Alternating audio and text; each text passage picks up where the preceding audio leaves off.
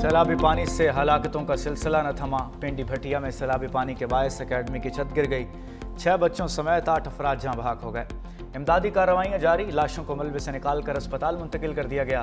علی پور میں سیلابی پانی نے ایک اور جان لے لی، 15 سالہ کاشف کھانا لے کر گھر جاتے ہوئے سیلابی پانی میں ڈوب گیا۔ منچن آباد میں دریائے بیلٹو اور نشیبی علاقوں میں صورتحال تحال سنگین ہے، 60 دیہات میں سے 6-7 فٹ تک پانی موجود ہے، گھروں کو لوٹنے والے مختلف بیماریوں کا شکار ہونے لگے۔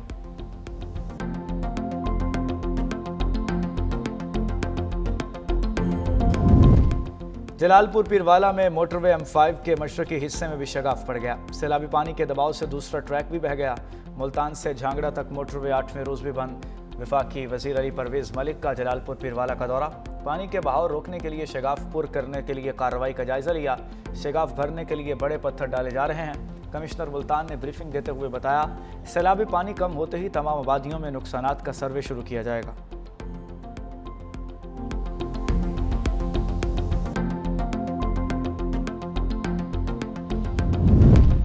جعفر ایکسپریس حملے کا ماسٹر مائنڈ انجام کو پہنچ گیا، گل رحمان عرف استاد مرید افغانستان میں پراسرار طور پر ہلاک۔ بھارتی میڈیا اور سوشل میڈیا کے مطابق دہشت گرد گل رحمان 17 ستمبر کو صبح ہلمند میں ہلاک ہوا۔ دہشت گرد گل رحمان پاکستانی سیکیورٹی فورسز، چینی شہریوں اور مختلف اداروں پر حملوں میں ملوث تھا۔ فیتنال ہندوستان نے جعفر ایکسپریس، کراچی میں چینی قونصلیٹ اور گوادر PC ہوٹل میں دہشت گردانہ کارروائیاں کیں۔ سی پیک منصوبوں کو بھی نشانہ بنایا۔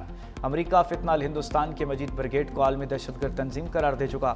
پاکستان اور چین کا مجید بریگیڈ کو اقوام متحدہ کی دہشت گرد فہرست میں ڈالنے کا مطالبہ۔ فیتنال ہندوستان کے دہشت گرد کی ہلاکت افغان سرزمین پاکستان میں دہشت گردی کے لیے استعمال ہونے کا واضح ثبوت ہے۔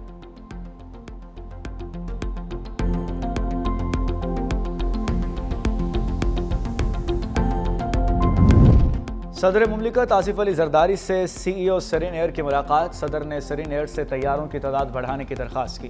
ڈاکٹر یانگ نے پاکستان میں مزید سرمایہ کاری کی یقین دہانی کرائی۔ سرین ایئر پاکستان کے فضائی صنعت میں چینی نجی سرمایہ کاری کی پہلی مثال ہے۔ سرین ایئر پہلی نجی پاکستانی ایئر لائن ہے جو بیجنگ کے لیے پرواز کرتی ہے۔ ڈاکٹر یانگ نے پاک فضائیہ کے ساتھ JF-17 ایونکس میں تعاون کے بارے میں بھی صدر کو بریف کیا۔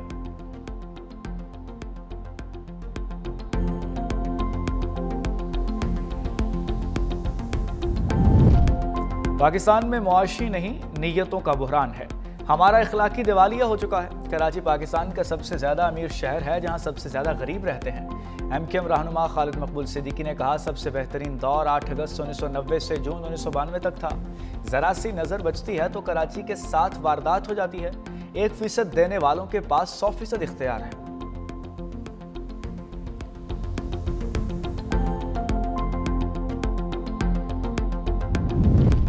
کراچی میں سرویکل کینسر سے بچاؤ کی قومی ویکسینیشنی مہم، وزیر صحت مصطفیٰ کمال نے اپنی صاحبزادی کو سرویکل کینسر سے بچاؤ کی ویکسین لگوائی۔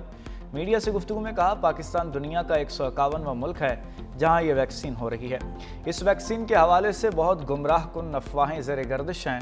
میں اپنی اکلوتی بیٹی کو ویکسین لگوانے آیا ہوں۔ بہت سے اسلامی ممالک ہیں جہاں سے یہ ویکسین دی جا چکی ہے۔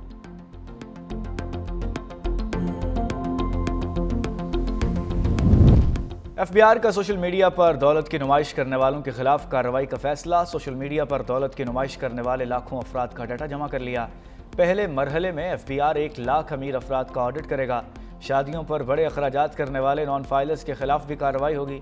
شادیوں پر $20,000 کے سوٹ استعمال کرنے والے پکڑ میں آئیں گے۔ بنگلوں، گاڑیوں، زیورات کی نمائش کرنے والوں کے ذرائع آمدن بتانا ہوں گے۔ FBI گزشتہ سال جمع کرائے گئے گوشواروں کا اس سال سے موازنہ کرے گا۔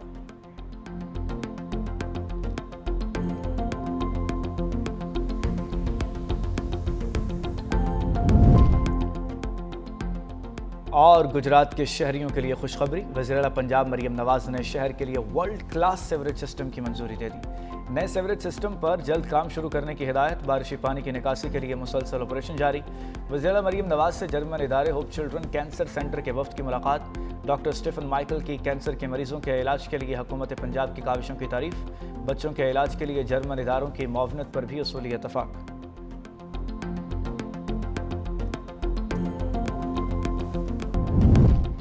وزیر اعظم شہباز شریف سعودی عرب کے تاریخی دورے کے بعد لندن میں موجود وزیر اعظم آج مصروف دن گزاریں گے۔ تارکین وطن اور تاجروں سے ملاقاتیں شیڈول۔ وزیر اعظم شہباز شریف کل نیو یارک جائیں گے۔ امریکی صدر ڈونلڈ ٹرمپ سے ملاقات متوقع۔ وزیر اعظم اقوام متحدہ کی جنرل اسمبلی سے بھی خطاب کریں گے۔ بلاول بھٹو کی سعودی عرب سے دفاعی معاہدے پر وزیر اعظم کو مبارکباد۔ کراچی میں میڈیا سے گفتگو میں کہا کہ پاک سعودی معاہدہ تعریف کے لائق ہے۔ پاکستان پر حملہ ہوا تو سعودی عرب اسے خود پر حملہ تصور کرے گا۔ مزید کہا کسی بھی قدرتی آفت کے دوران سیاست نہیں کرنی چاہیے۔ ہمارے مخالفین سیاست کا کوئی موقع نہیں چھوڑتے۔ بدقسمتی سے حکومت نے اب تک متاثرین کے لیے عالمی امداد کی اپیل نہیں کی۔ پنجاب کے عوام نے درخواست کی وزیر اعظم سے زرعی ایمرجنسی کے لیے بات کروں۔ بلاول بھٹو نے وزیر اعظم کو وعدے یاد دلا دیے۔ کہا امید ہے وزیر اعظم کراچی کو شہباز سپیڈ دینے کا وعدہ پورا کریں گے۔ بھارت کھیلوں میں بھی سیاست کر رہا ہے۔ چین کے ساتھ دفاعی تعلقات سے بھرپور فائدہ اٹھایا۔ جنگ میں محدود وسائل کے باوجود بھارت کے 6 طیارے گرائے۔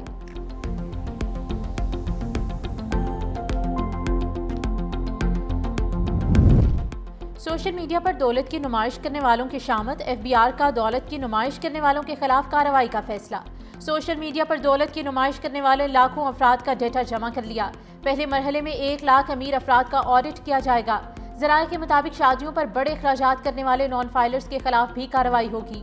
بنگلوں، گاڑیوں، زیورات کی نمائش کرنے والوں کو ذرائع آمدن بتانا ہوں گے۔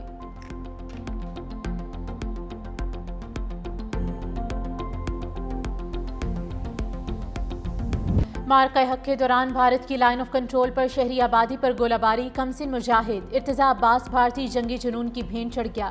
ارتضیٰ عباس کی شہادت کے وقت ان کے والد lieutenant colonel Zaheer Abbas line of control پر دشمن سے نبرد آزما تھے۔ کمسن بیٹے کی شہادت کے باوجود لیفٹیننٹ کرنل ظہیر عباس فرض کی ادائیگی اور محاذ جنگ پر دشمن کو بھرپور جواب دینے میں کامیاب رہے۔ کمسن مجاہد ارتضیٰ عباس شہید کی قربانی لائن آف کنٹرول کے بہادر پاکستانیوں کی وطن سے محبت اور جواں مردی کی عکاس ہے۔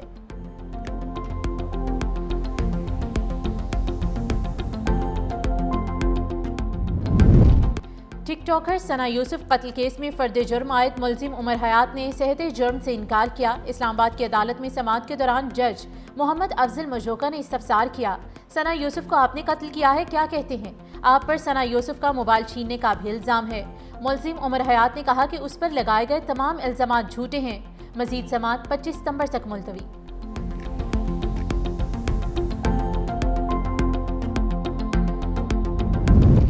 ورک ویزے پر امریکہ جانے والوں کے لیے بری خبر۔ صدر ٹرمپ نے H-1B ورکر ویزے کے لیے سالانہ $1 لاکھ فیس مقرر کر دی۔ صدر ڈونلڈ ٹرمپ نے حکم نامے پر دستخط کر دیے۔ صدر ٹرمپ کا کہنا ہے کہ فیصلہ امیگریشن محدود کرنے کے لیے کیا گیا ہے۔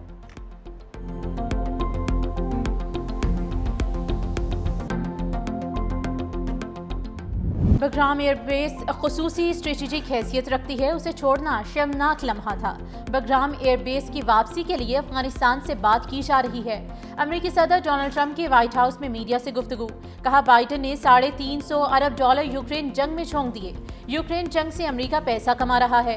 ہمارا دفاعی سامان خریدا جا رہا ہے۔ چین سے روس یوکرین جنگ اور غزہ پر بات چیت جاری ہے۔ یقین ہے روس یوکرین تنازع کے خاتمے کے لیے چینی صدر میرا ساتھ دیں گے۔ چینی صدر اور میں نے ٹک ٹاک ڈیل کی منظوری دے دی ہے۔ مذاکرات مثبت سمت میں آگے بڑھے ہیں۔ معاہدے پر دستخط رسمی کارروائی ہوگی۔ ترک صدر کی وائٹ ہاؤس میں میزبانی کروں گا۔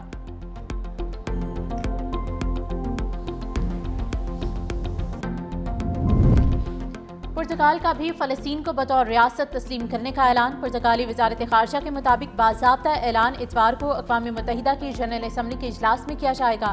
برطانیہ، آسٹریلیا، فرانس اور کینیڈا سمیت 8 ممالک پہلے ہی فلسطین کو بطور ریاست تسلیم کرنے کا اعلان کر چکے۔ ادھر غزہ میں مزید 50 فلسطینی شہید۔ خوراک کی قلت سے ایک اور بچہ دم توڑ گیا۔